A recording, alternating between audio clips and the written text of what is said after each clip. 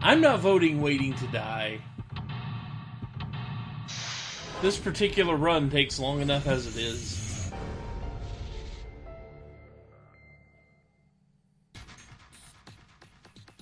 So welcome to the final room of the game, as far as puzzle rooms go. After this, it's pretty much all story. Piles of crap everywhere. Place a mess. Some of this crap looks familiar. Yep, parts of the puzzles we've solved in other rooms, including sets of the Reds and Deads.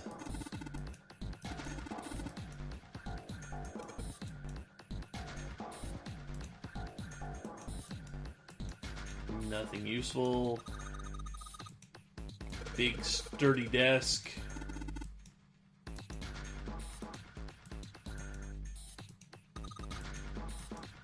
Old computer monitors. A drawing table, which has a set of directions written on it. So just because...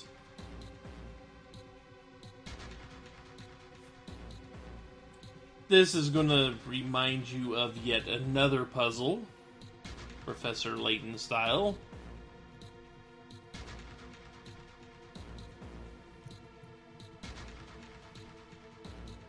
There we go.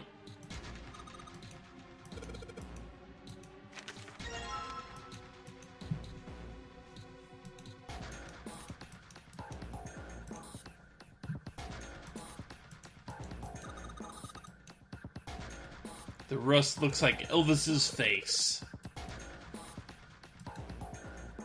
A pipe. Great.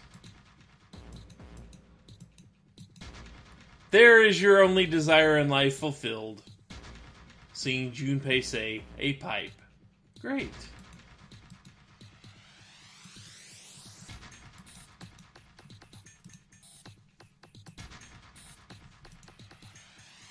A huge blue screen. Which has something on the screen now. 15 cells here with numbers and letters in them.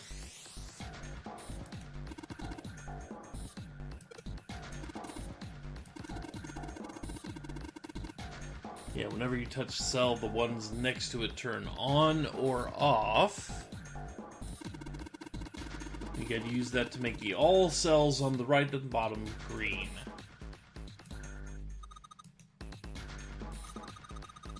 With a piece of paper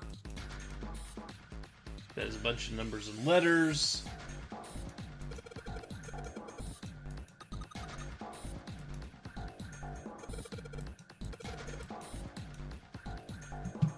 So the hint shows you that, yes, once again, we are dealing with this.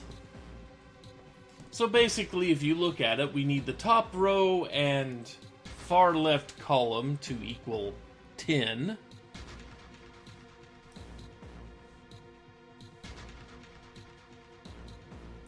And everything else to equal 21.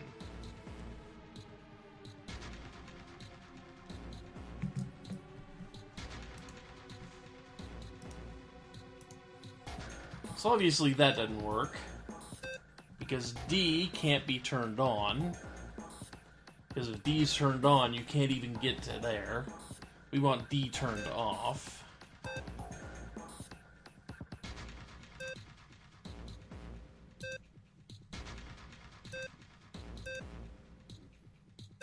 Let's see if I can circle around here.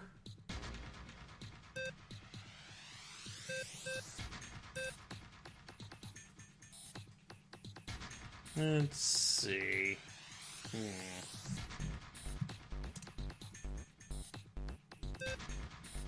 Do that. And do that.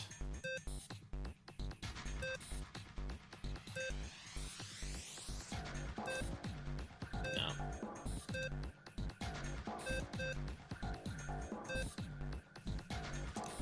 Let's try again. I got too far off track there. There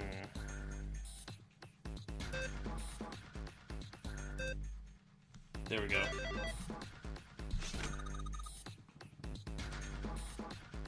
Nope, it wasn't Hex. It was a completely different set entirely. They were actually going to, like, base 35 or something.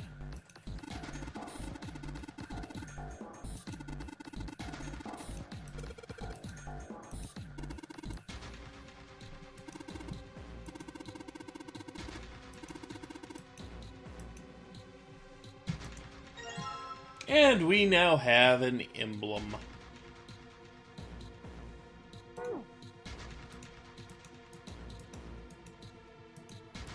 And nothing else over there. Okay. Oh, look at that. A slot with 4 emblems on it. 3 monitors. Nothing on the screens.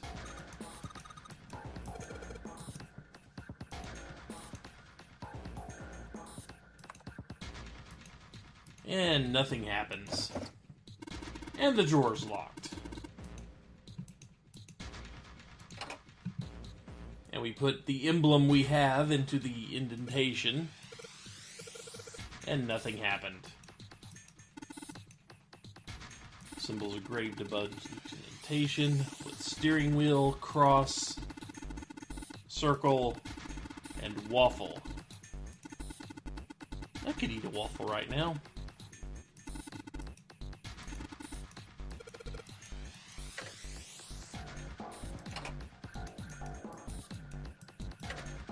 We do not have the emblems. Oh well. That's a pipe.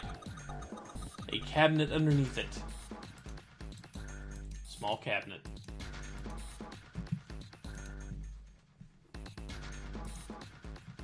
That's back where we were. Monitor's part of the machine. Really dim, got a map of the world on it. Compass on here. Yep.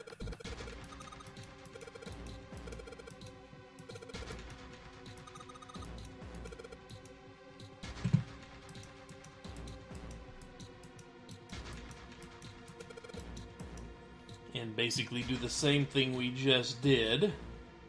Not that long ago. South. West. Southeast.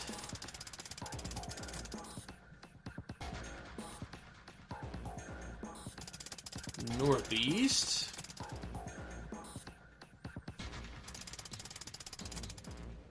East, north, east.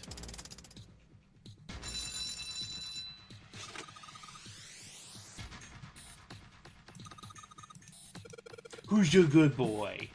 Junpei's your good boy. Who's your good boy?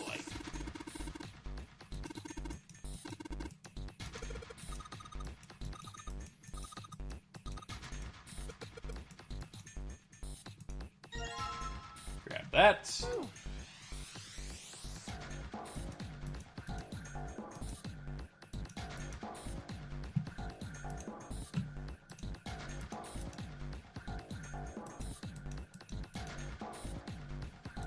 Did that.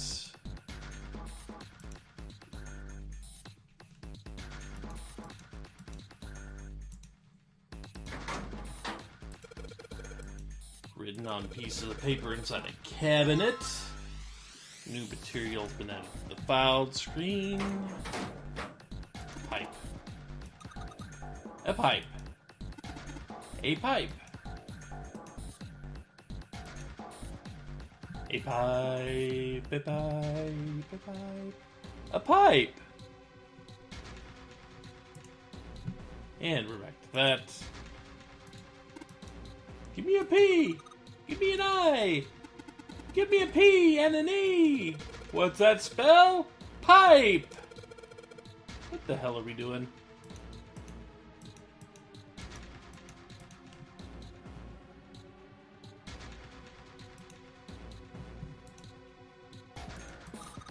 more piles of crap.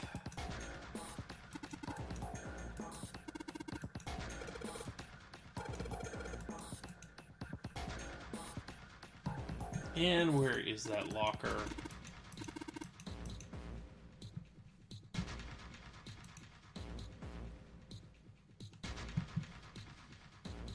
Actually, I probably need the files for it, don't I?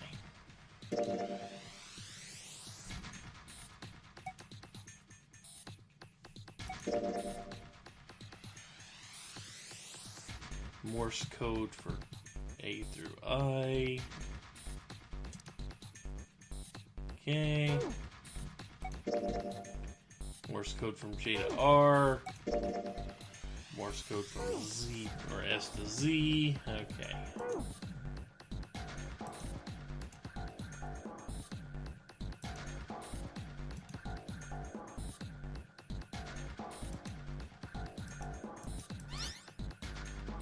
There we go.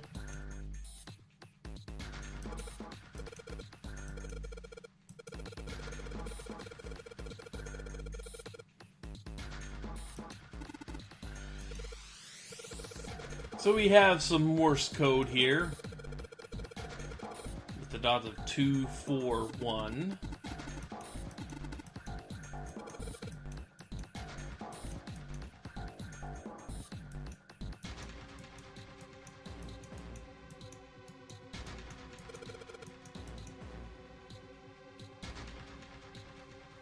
And we have codes over here, all we want. But let's see, if I'm not mistaken,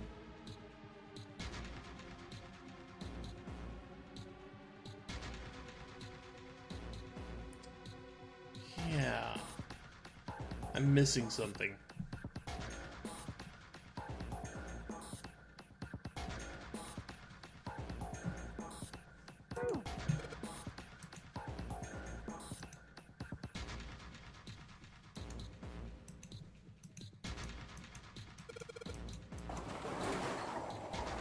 There we go.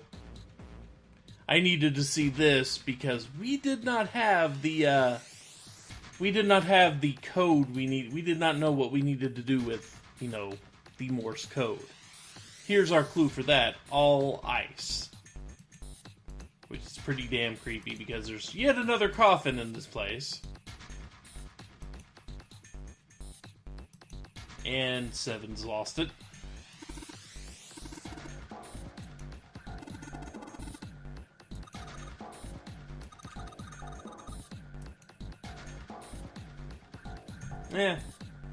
Clover and Snake do not know what's going on.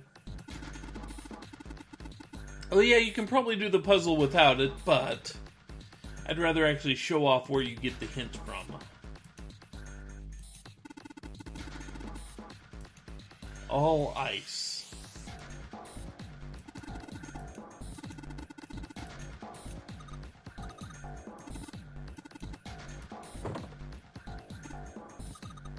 And Snake and Clover tried to open it, but nothing.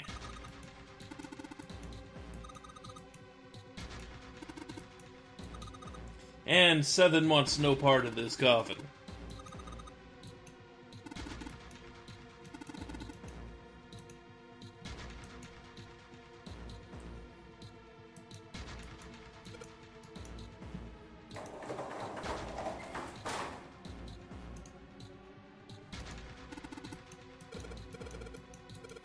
So what you're supposed to get there is the word ice, is what you're supposed to enter.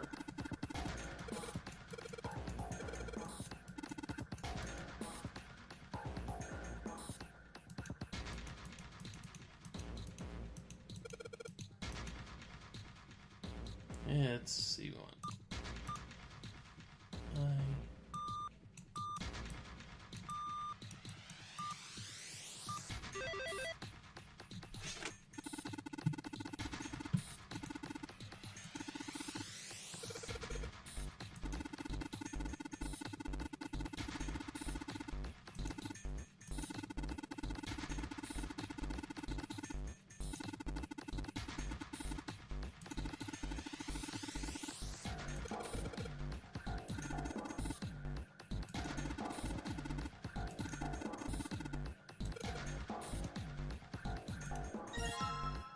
Grab that.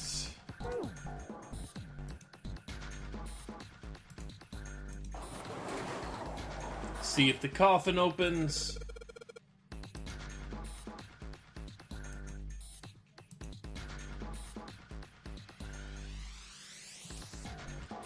And Junpei has issues opening a coffin.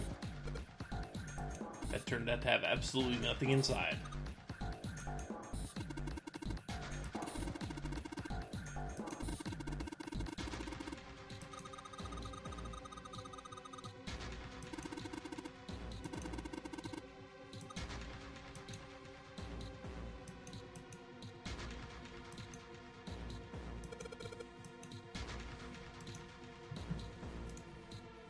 A crest and a key.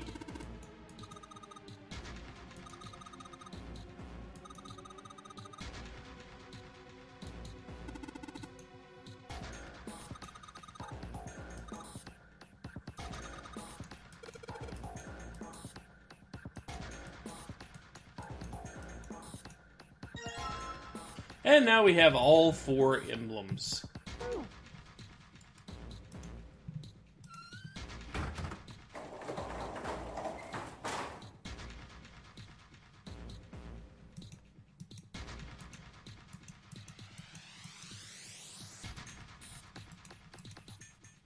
Yep. There we go. Steering wheel, cross, circle, waffle pattern. Okay.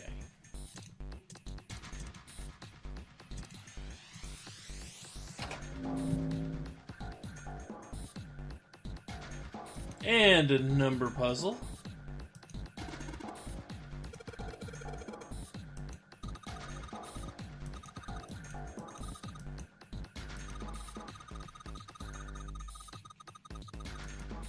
Okay. You cannot move the red balls. You can only move 3 to 5 balls into a single area. Press the check button once you've moved all the balls except for the red ones, which you can't move. Digital route must match the number for that area. That's it.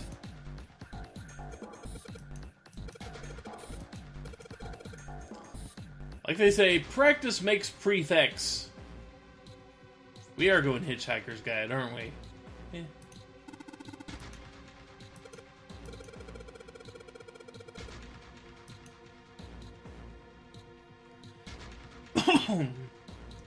So we need to make a digital route of 3 and 6. Yeah, probably easiest. No.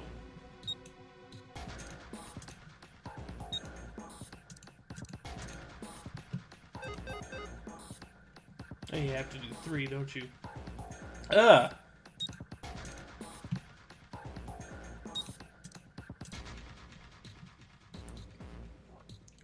Something got caught in my throat there.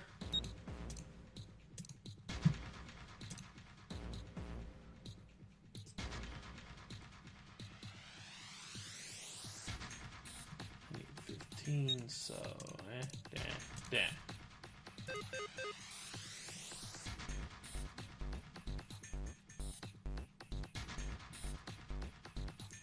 13, 14, 15. Oh.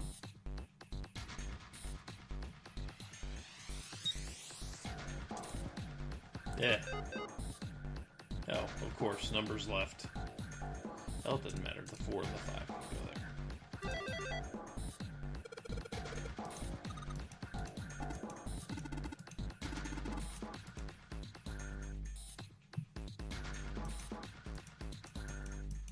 And we need to cross next.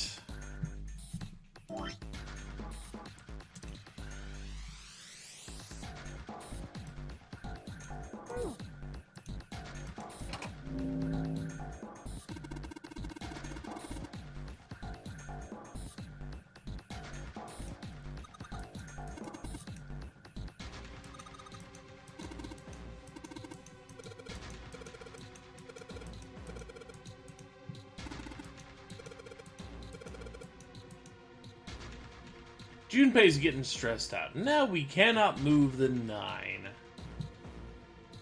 So we need a 1 and a 7. Which means we need 10 and 16 probably. Would be the easiest.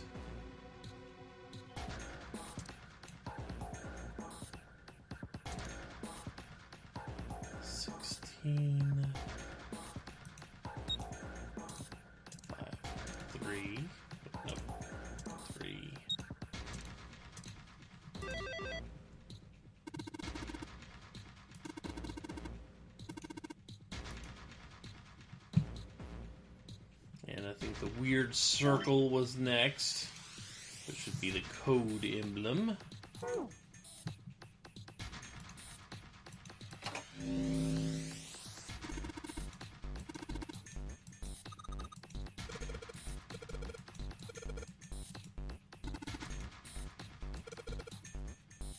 You might hurt something if you strain yourself, Junpei.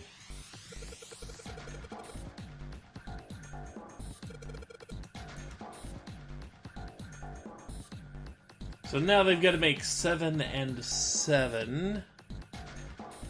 Let's see. That's the simplest way. Oh, get it there. Yep, there we go.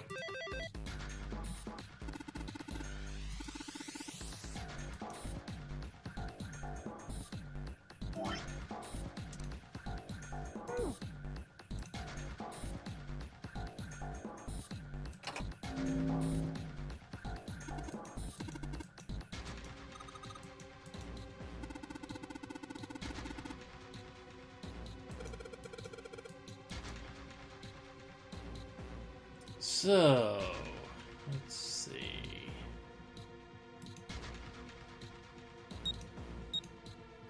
Oh, yeah, I think this one was supposed to trip you up. Because no one said you had to go through both doors.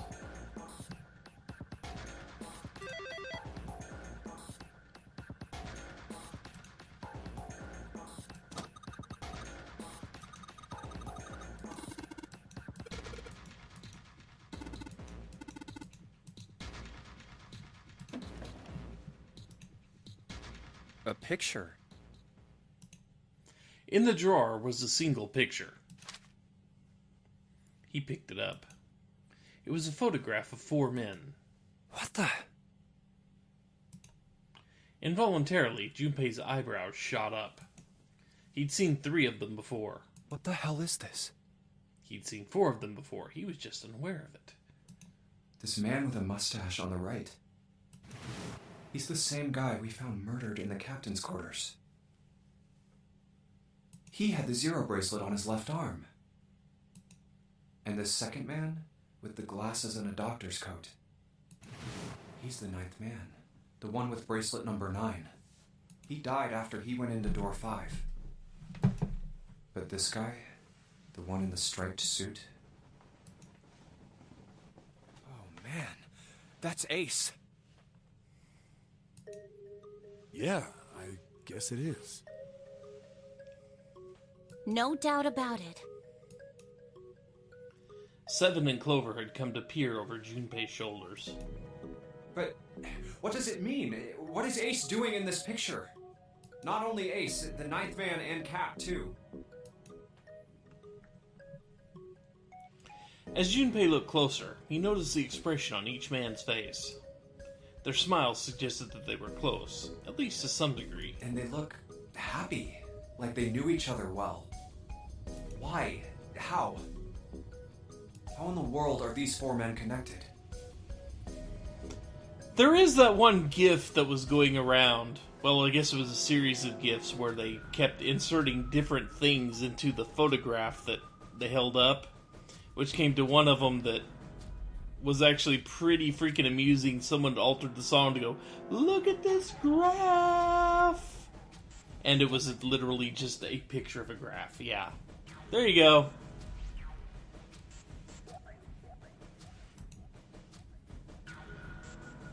Snake's voice broke into Junpei's thoughts. You say Ace is in that picture? Yeah, it doesn't look like it was taken recently, though. Ace, the Ninth Man, and Cap all look about 10 years younger. Ah, so the Ninth Man and the man you found murdered in the captain's quarters are also in the picture? Yeah. Is there anyone else? Or are there only 3 people in the picture? I'm afraid I can't see it. No, there's one more guy. He's got kinda long hair, he looks smart, but a little cold. He's the only one I don't recognize. Snake knit his eyebrows. What's the date of the photograph? It doesn't have one. Did you look on the back? The back? Yes, the reverse. The other side. The side you're not looking at. The other side of the piece of paper. Come on, Junpei, get with it. Junpei flipped the picture over. Huh. There it was. To be precise, it wasn't a date, but it was certainly significant. He read it out loud so that Snake would not be left in the dark. Praying for the success of the Nonary project. With Nijisaki, Kubota, and Musashido. Nonary Project. Nijisaki. Kobuda. Musashido.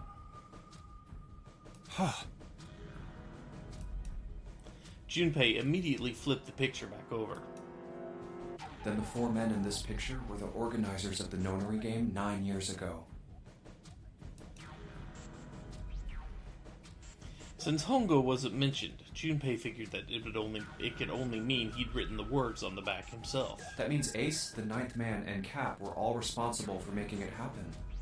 But I feel like I should be more shocked about this. It's almost as if that's just how things were always supposed to be. That their true identities did not come as a surprise was what Junpei found most surprising. Why? Why am I not surprised? Ace was the one in charge of the Nonary project, but then why? Why am I so calm? It's like I already knew. Ah, of course. I understand now.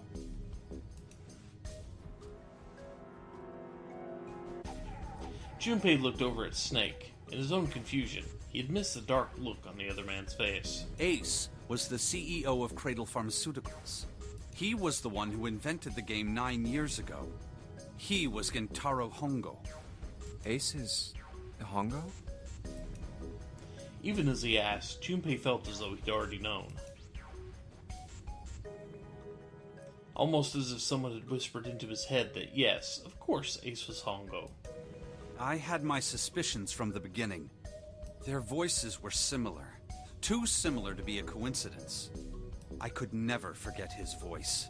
It was the voice of the devil. I couldn't be sure, though. After all, I had no way to check. I certainly couldn't ask him. Even if I had known, however, I would never have told you. Zero made it quite clear what would have happened if I did. Oh my gosh, I had no idea. Huh? Junpei looks a bit too much like Marty McFly to be an athlete. I didn't know that Ace was Hongo. Oh, yes. I suppose you wouldn't have. 9 years ago, you were in Building Q in Nevada. But Hongo was in the Gigantic with us. I know. That's why I didn't know what Hongo looked like. But why? Why didn't you tell me? I mean, I'm your sister, right? You could have told me. I'm sorry. I apologize for keeping this from you. I'd say Akane. She's been dunking on him all game. But if I'd told you, Clover, you would have told everyone else. And if you did, then I would have been forced to tell them about what happened 9 years ago. I had to prevent that. Clover and Snake's conversation wasn't of particular interest to Junpei.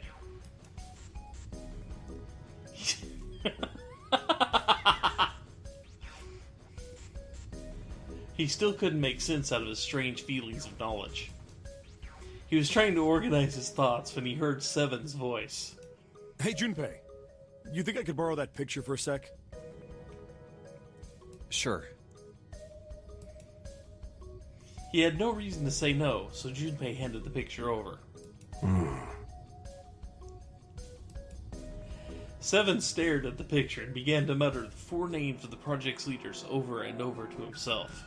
Hongo, Kubota, Nijisaki, Musashiro. His brow was furrowed and his face was flushed. Hongo, Kubota, Nijisaki, Musashiro. He chanted their names to himself, pacing back and forth across the floor. Hongo, Kubota, Nijisaki, Musashiro. Seven shouldn't have known their names. After all, he hadn't been there when Junpei and Snake had spoken of them in the library. But as Junpei watched him pace, it was clear that he did know them. Hey, Seven, do you... Shut it! Just be quiet. His eyes were red, and Junpei could see sweat beginning to bead on his forehead. I'm this close to remembering. This close. He was sweating heavily now, but his lips were dry. Hongo, Kubota, Nijisaki, Musashiro. Cradle Pharmaceuticals. Nonary Project. Then he stopped. Seven sat down the picture and looked at the red light near his feet. His eyes narrowed. Then suddenly his eyes went wide and he shot up straight. Shit. What? What's wrong? Holy shit, this is nuts. What's nuts? I remember Remember what? everything.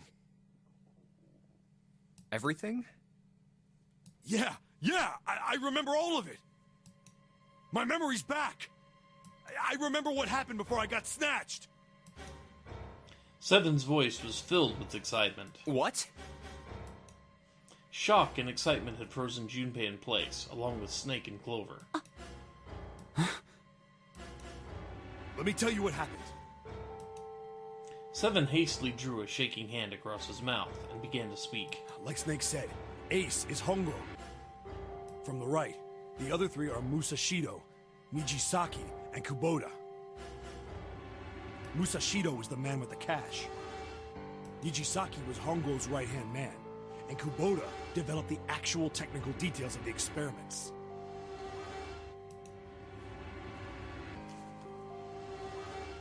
Realization began to dawn on Junpei, along with a pressing question. How do you know all this? Come on, man, I told you, I finally got my memory back. No, that's not what I mean. I'm trying to ask you why you knew all this stuff in the first place, before you forgot it. Seven rubbed the scar on his chin. You really want to know? Of course. Me too. Snake was the only one who didn't voice any sort of agreement. It looked to Junpei as if he was simply waiting to see where Seven's sudden recovery might take them. This is gonna take a while. Hell, it'll probably take me a good 3 days to tell you everything. Well, we don't have 3 days. Just give us the short version, alright? Short version, huh? The big man pulled off his hat and scratched his head. He made a face and put his hat back on. Alright, fine. I'll give it a shot. No promises, though. Junpei and Clover nodded earnestly. I'm a detective. It's a little awkward to say this about myself, but you could probably consider me a lone wolf type. I hold to my own code, as I think doing what's right is more important than doing what you're told. That's why I followed my gut that night. A slim lead brought me to the wharf. It was 9 years ago. The wharf had been cold as fuck, and I could barely see squat. I was investigating a mess of kidnappings, all of them children.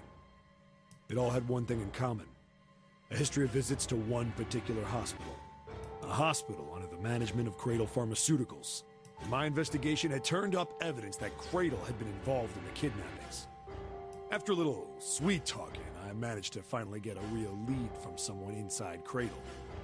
My source told me this. Tonight, a ship is set to take the children to a large passenger liner docked offshore. So I headed to the wharf. In the shadows, I searched the harbor until I found the ship he was talking about. There was a bunch of movement near it. Men in black suits, many of them carrying large bags. The bags. There was something about the way they moved as they were carried. No doubt about it. There were human beings in those bags. I moved before I realized it. I came out of hiding with my gun already in my hand. Don't move. I felt metal touch the back of my head. We don't know why the man has Junpei's voice. Drop the gun. I could kill you right now. It'd be easy to get away with it, too.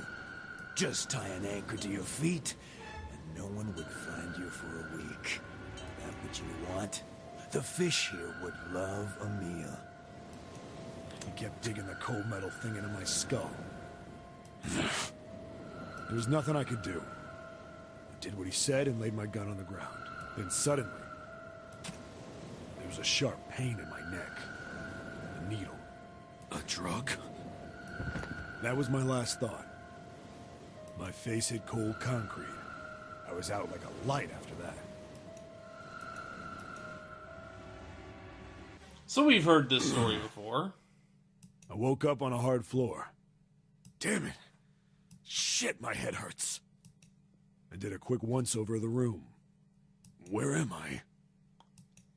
A small, shabby bed, a dirty sink, a toilet with no privacy. I'd seen it countless times as a cop. I'm in a cell, huh? Facing the toilet was a door set into the wall. I was still pretty woozy, but I made my way over to it. I pushed and pulled on it, but...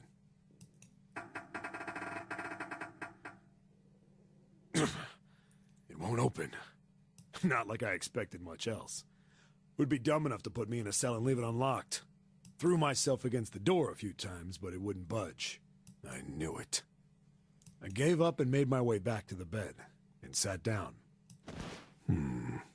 Huh. I sat there for a very, very long time. Who knows how long. Then, I heard a faint voice. The voice was far away. I couldn't understand what it was saying, but I could hear one. It was pretty high, probably a little kid. Oh.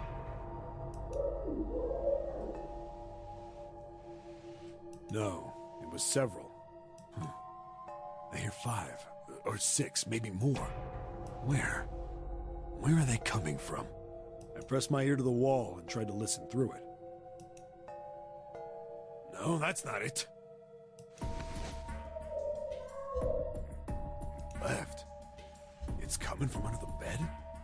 I hauled on the metal frame and flipped the thing over. And there it was. The bed had hidden an air vent under it. The hole in the wall was covered by a metal grate. I dropped flat on the floor and peered through the grate. I couldn't see shit, but I knew it in my gut. This was where those voices were coming from. Hold on. Why are there kids here? But then what my inside man told me popped into my head. Tonight, a ship is set to take the children to a large passenger liner docked offshore. Whoa, whoa, whoa. Am I on that ship? It didn't matter. All I knew was I had to get to those kids. I checked out the metal grate. Could I fit? I stuck my fingers in and grabbed it. And then...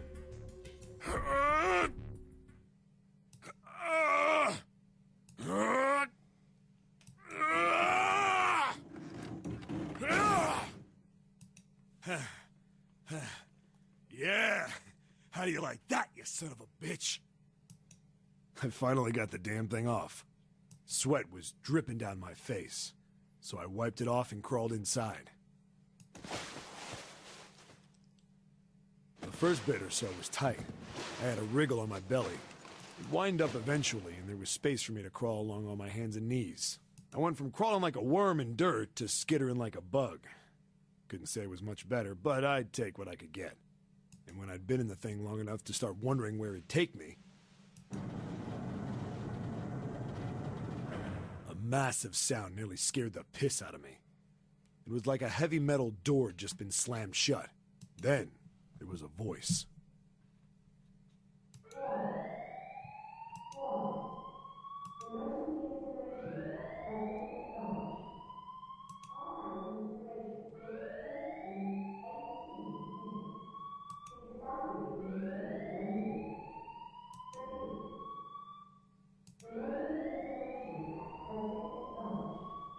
What?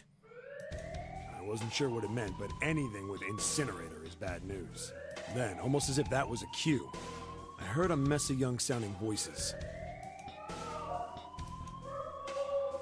A bunch of them were straight up screaming in terror, and all the sounds together made a howl that made the hair on my neck stand straight up. Damn it! What the hell is going on here? I scrambled through the duct as fast as I could.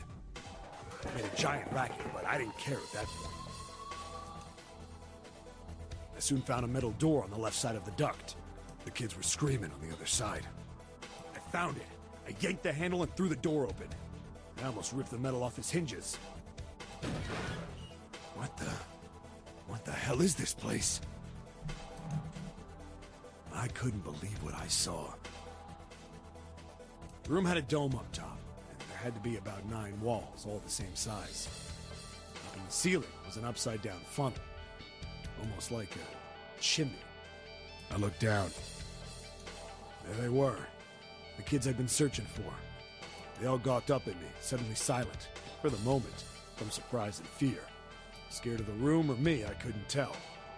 Probably both, actually. Not like I can blame them running into a mug like this when they're already scared shitless.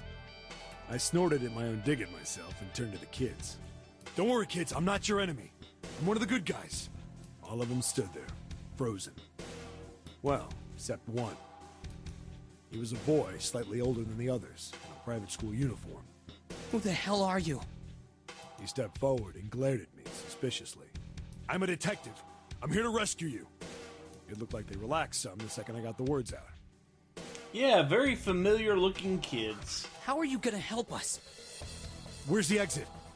There isn't one. The doors we came in through won't open, and the door over there...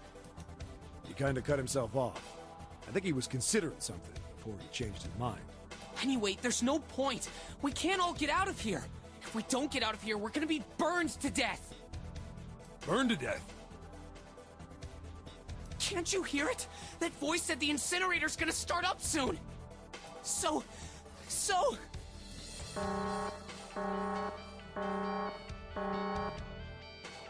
The voice spoke again.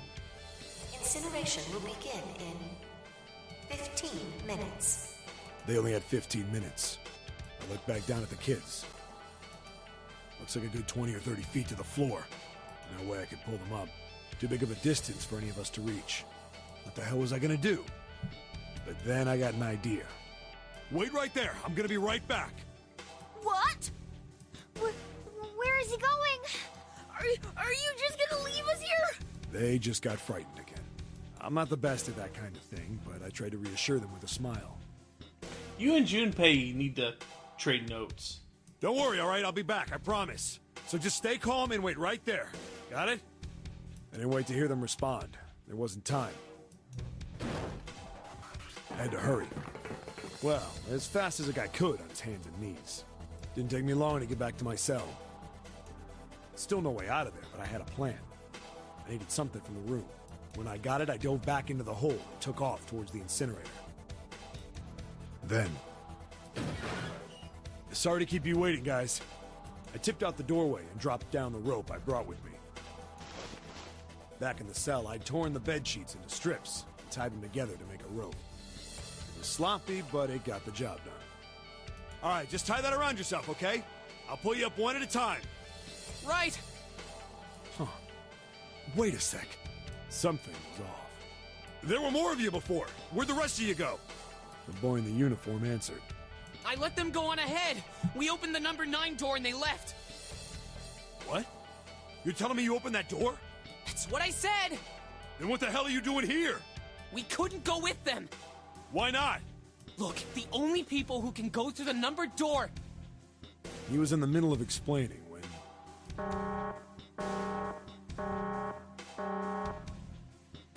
Incineration will begin in 5 minutes. The wall shook a bit from the voice bouncing around. Look, that can wait, alright? Just get us out of here! Right! I grabbed onto the rope. Meanwhile, back at the ship, in the current timeline, 6 o'clock is hit, because so much talking has gone on. The first one I pulled up was a girl with a ponytail. Next was a girl with a red necktie. A boy in a jacket came after. He said he'd climb up on his own. The boy in the uniform with the last up. Like the other kid, he climbed up the rope himself. He looked pretty scrawny, but I guess he was stronger than he looked. He moved fast, but when he was almost to me, we heard some knocking. Everyone looked at the door. It had a thick, square window set into it. On the other side, an angry face was staring in. God damn it! What's going on here? Why is the room empty? Where the hell are those fucking kids?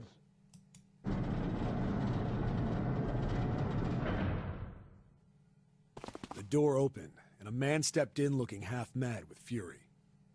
I recognized his face. I saw him many times in photos during my investigation. The man's name was Gintaro Hongo, the CEO of Cradle Pharmaceuticals. Hongo saw the boy hanging from the rope. Yeah! It was like he was an animal. He lunged for the rope. Hurry! I know! The boy in the uniform booked it up the rope. You son of a bitch! Get back here, you little shit! 15 feet. 10. The second I could reach the kid, I grabbed him. I hauled him up and tossed him into the duct behind me. No! No! Hongo had lost it. His face didn't even look human. It was like the bastard pulled off his fake face. He was really a terrifying devil or some kind of damn monster.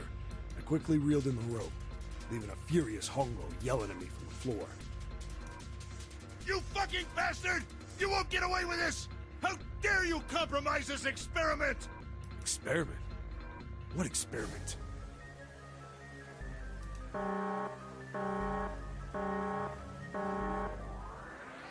Incineration will begin in 1 minute. Hey, old man!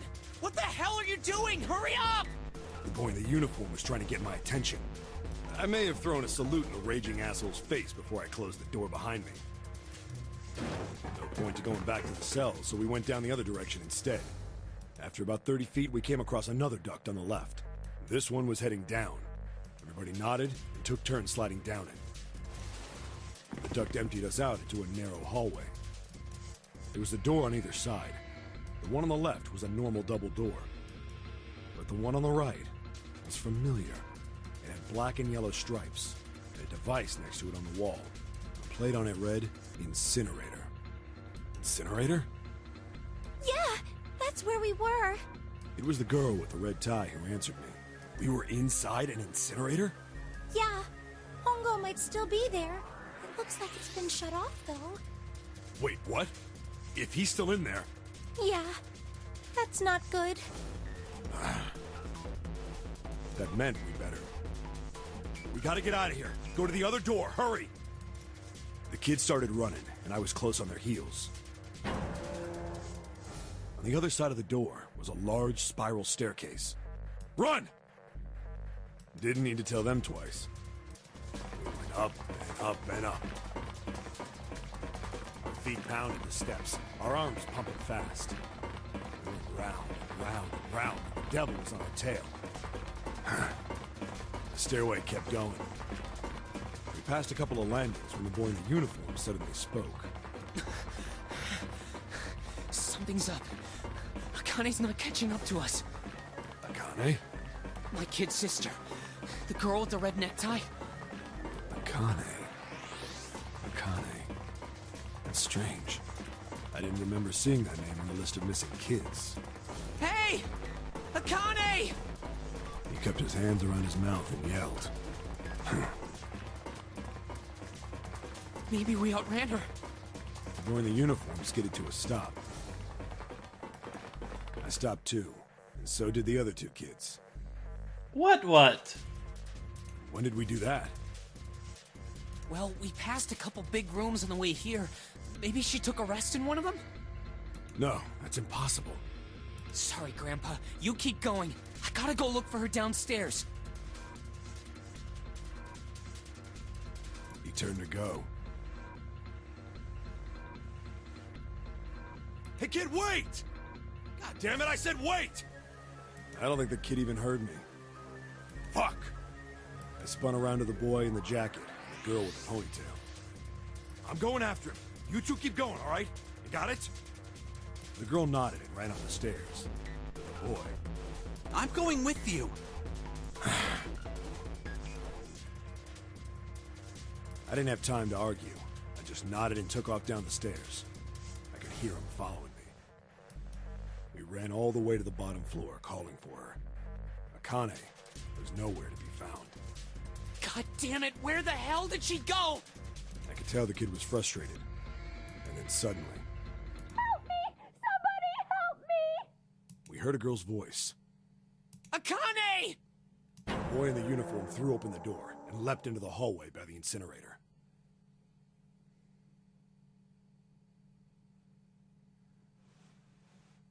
Yeah, Santa, in that case, that's what you're talking about. Santa would be a little older than Junpei. Yeah. We rushed in after him.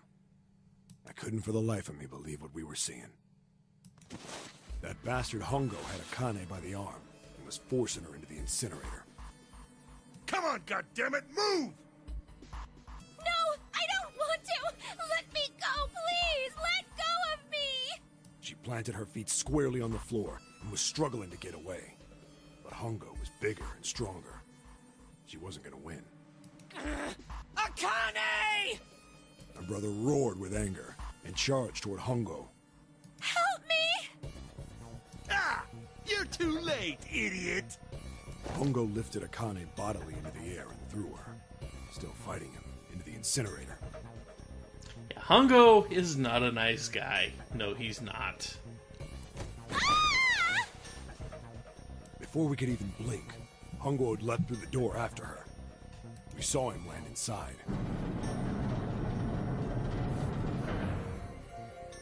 And then, the door slammed shut. We ran to the door. We did everything we could think of to get the thing open. But... Ah! Fuck! It's no use! The goddamn thing won't move an inch! he started slamming his fists against the door. He was close to shattering his knuckles with how hard he pounded on it. Akane! Akane! Are you okay? You came back! Her voice was muffled, but all of us could hear the sheer terror in it. What should I do? I think I'm trapped in here! Where's Hongo? He went out the other door! What? Warning. Warning. Emergency incineration command has been acknowledged. Automatic incineration will take place in 18 minutes. Please evacuate the incinerator immediately. Yeah, what possible reason could he have for putting everyone through this? Repeat. Why would he do this? Emergency incineration command has been acknowledged. Are you fucking kidding me? It's the same damn thing! Are you there? Yeah, we're here. Just hang on, all right? We're gonna figure out a way to save you. His words would have seemed like a sick joke to her if she'd been able to see how white and bloodless his face was right then.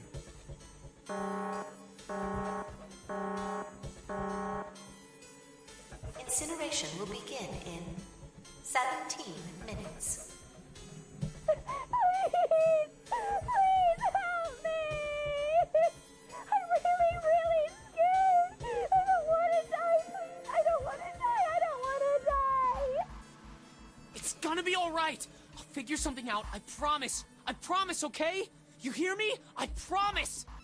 It was torture listening to her sobbing on the other side of the door. Her brother was nearly crying himself. He could only stand there, fists clenched so tight his knuckles were white.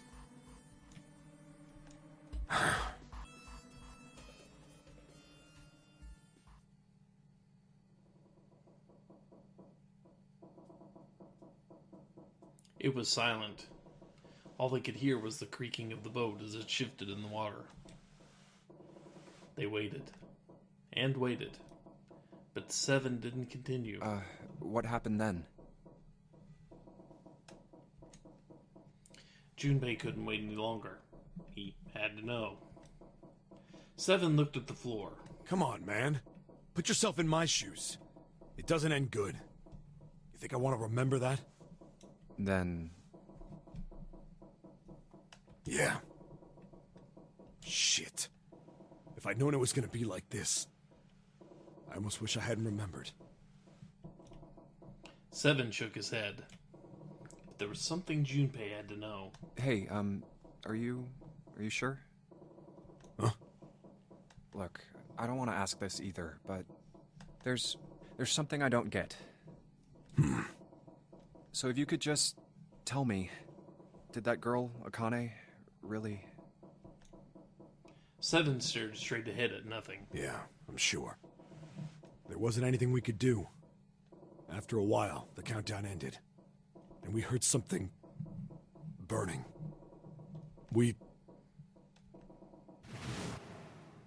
The fire stopped, but we still didn't move. Me and the jacket kid were frozen. The boy in the uniform collapsed as if he couldn't hold himself up anymore. A few minutes passed. The door opened.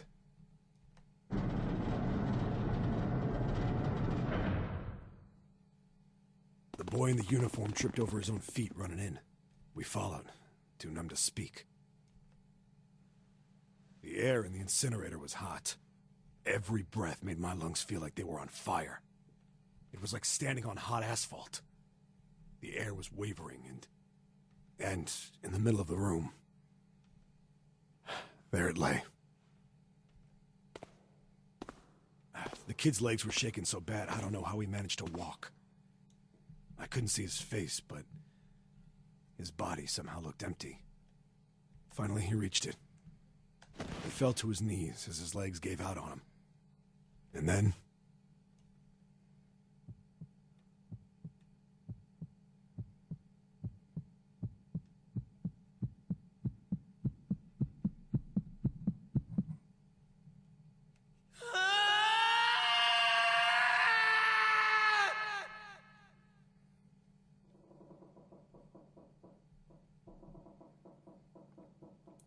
Junpei felt a cold lump form in the pit of his stomach. A feeling of sickening anticipation washed over him. He could feel his body shivering. He desperately did not want to know the answer he feared he knew already, but he had to ask.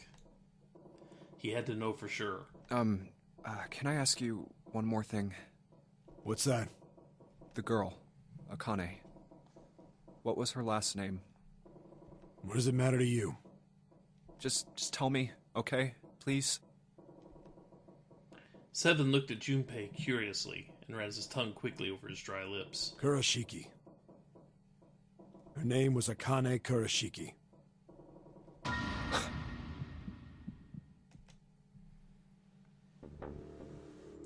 Something inside of Junpei stopped. He had no more words left. He had no more Junpei left. He was just a shell of flesh and bone. Seven turned to Snake. You were there that day, weren't you? The tall kid in the jacket. That was you, wasn't it? Yes, it was. You are correct, Detective.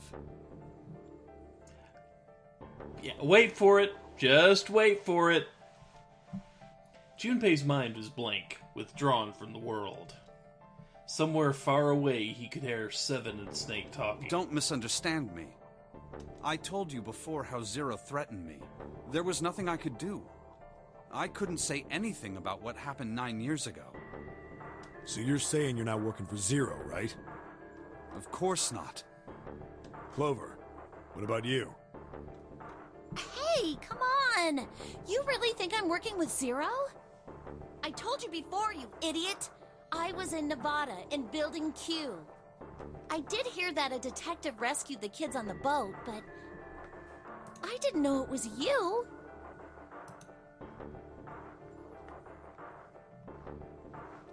Her surprise seemed to be genuine. Seven regarded Clover for a moment and rubbed his chin thoughtfully. Well, I guess I believe you. Clover nodded. All right, let me ask you another question. He stuck his hands into his pockets and took a few steps. Then he stopped and turned to face them again. Santa's real name is Aoi Kurashiki. He's Akane's brother. You know that?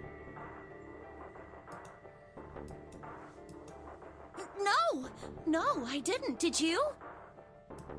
Well, yes. I know Aoi Kurashiki was her brother. But I didn't know he was Santa. At least not from the beginning. 9 years ago, he was in the middle of puberty. His voice is entirely different now. I'm ashamed to say that even my exceptional hearing wasn't able to make that connection. As such, I had no reason to think Santa was Aoi. When did you figure it out? Clover told me that Santa might have been one of the subjects of the initial experiment. It was only a short while ago, while we were leaving the library. When she told me that, I had a feeling. Oops. His voice cracks a lot less now, that's about it. But forgot to turn off your alarm for work and it just woke you up. Oops. Santa is Aoi? Akane Kurashiki, June's brother? That spark caught flame in Junpei's leaden mind, and the fog began to clear. Like an engine beginning to turn, images and thoughts began to coalesce in his mind, coming faster and faster, forming bigger images, bigger thoughts. Junpei blinked. He was back. There's still a lot we don't know. I mean, like, a lot. But there is one thing I think we can say we know. What's that? The body we found in the shower room. It had to be Nijisaki, dressed up to look like Snake. What? Come on, man, what kind of detective are you? You didn't figure that out already? Hey, go easy on me, man. I just got my memory back, all right? Cut me some slack. Well, if he is, the 3 murders make sense then, don't they? Yeah, that's right. Murder. Kubota blew himself up, but that was murder too. So why did these murders take place? If Junpei is correct, and the body in the shower room was Nijisaki's, that means all of the people who were murdered were involved with the creation of the Nonary Project. Yeah, that's Nijisaki.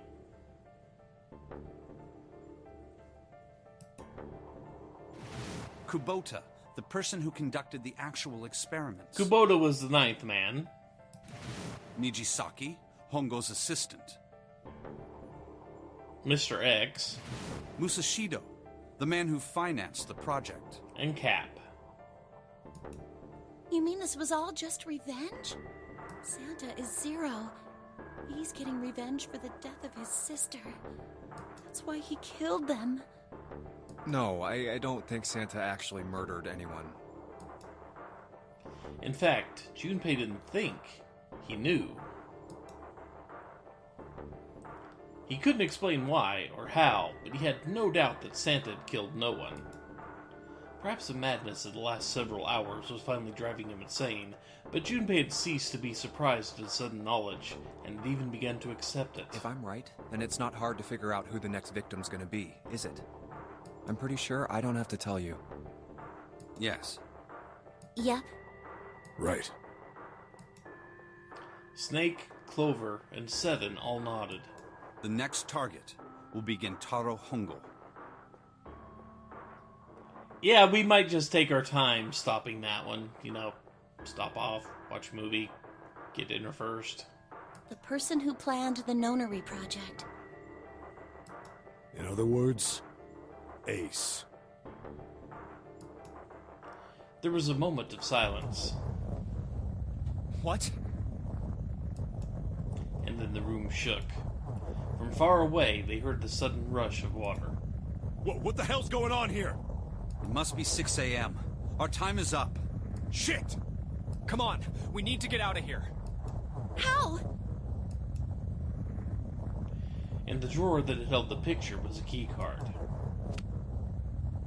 Junpei grabbed it. I'm betting this sucker opens the exit. Come on, let's go.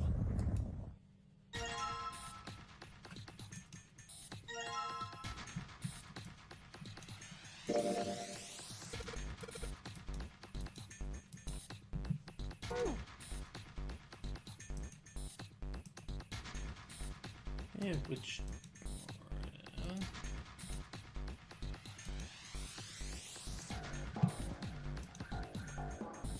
And swipe our new card.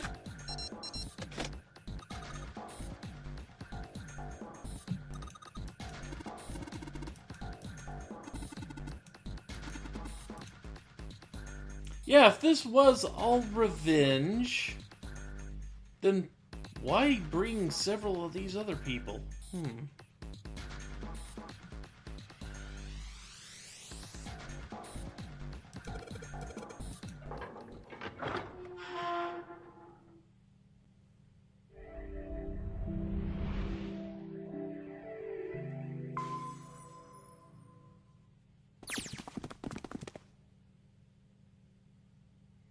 So, give me just 1 second, and I will be right back, and we can finish this thing out.